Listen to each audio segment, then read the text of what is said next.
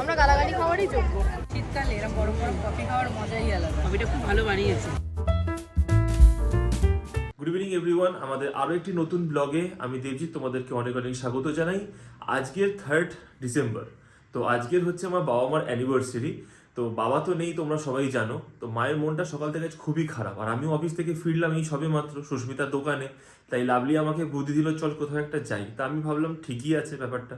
তো লাভলি আমি মা তিনজনে রেডি হয়ে নিয়েছি, বাড়ি থেকে বেরোচ্ছি, আর ওখান থেকে সুস্মিতাকে নেবো দোকান থেকে। তারপর কোথাও একটা যাব, একটু হালকা ফুলকা খাওয়া দাওয়া করবো, দেন একটু গল্প আড্ডা করবো, আর তারপর বাড়ি ফিরবো।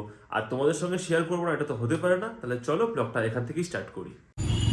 ও নির্লজ্জ দোকানদার, শ্বশুর শাশুড়ির অ্যানিভার্সারির দিন কেউ দোকান বন্ধ করবি না? নির্লজ্জ আমি না, নির্লজ্জ তুই। আমি নির্লজ্জ হয়ে গেলাম? কোথায় আসার কথা ছিল, কোথায় আসছিস? অফিস থেকে বাড়ি আসবো তবে না তোর কাছে আসবো।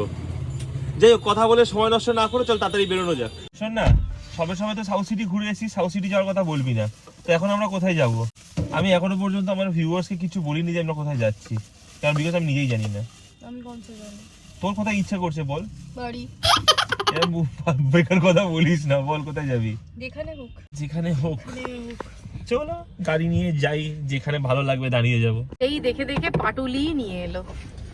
কি করবো, জিজ্ঞেস করেছিস? এই সরি, আমি জিজ্ঞেস করেছি, তোরা বলিসনি কিছু, তো আমি ওই জন্য যেটা ভালো মনে করেছি নিয়ে এসেছি। বেসিক্যালি গাড়ি আমার, তেল আমার, রাত্রে খাবি খরচা আমার, আমার যেখানে সুইটেবল হবে আমি সেখানে খাওয়াবো। হয় না, ঢেকি স্বর্গে গেলেও ধানই ভাই না, আমাদের অবস্থা সেই। যেখানেই খেতে চাই না কেন, পাটুলিয়া সাউথ সিটি ছাড়া আমাদের গতি নেই। চিয়ার্স।